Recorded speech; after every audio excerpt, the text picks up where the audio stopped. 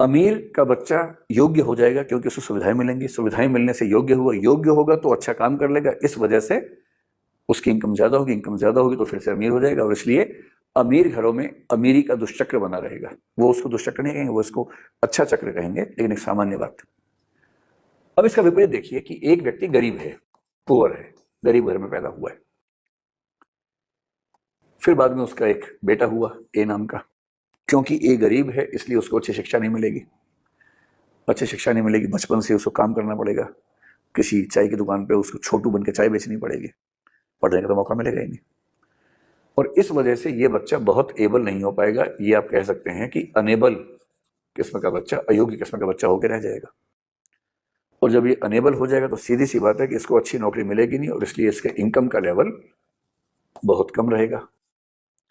जब ये इनकम का लेवल कम रहेगा तो ये जिंदगी भर गरीब रहेगा, और फिर ये गरीब रहेगा, फिर इसका बच्चा वो गरीब, उसका बच्चा फिर वो गरीब होगा।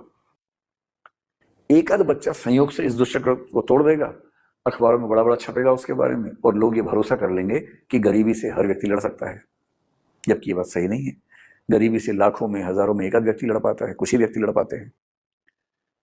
और इसका मतलब ये हुआ कि जब आप मेरिटोक्रेसी की बात करते हैं तो आपको ये समझना पड़ेगा कि मेरिट आमतौर पर जन्मजात नहीं होती है, मेरिट का ज्यादा बड़ा हिस्सा माहौल से आता है। और क्योंकि समुदाय में, समाज में बराबरी नहीं है, इसलिए जो लोग बेहतर स्थिति में हैं उनकी हर पीढ़ी में योग्यता और अमीरी पैदा होती रहेगी।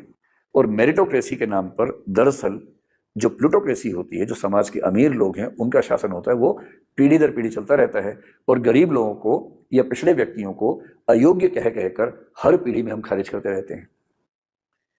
इसलिए मेरिटोक्रेसी दरअसल मेरिटोक्रेसी ना होकर के प्लूटोक्रेसी है, अमीरों का साम्राज्य है, क्योंकि उनको सुविधाएं मिलती हैं इसलिए वो ज्यादा योग्य अपने आप को साबित कर लेते हैं।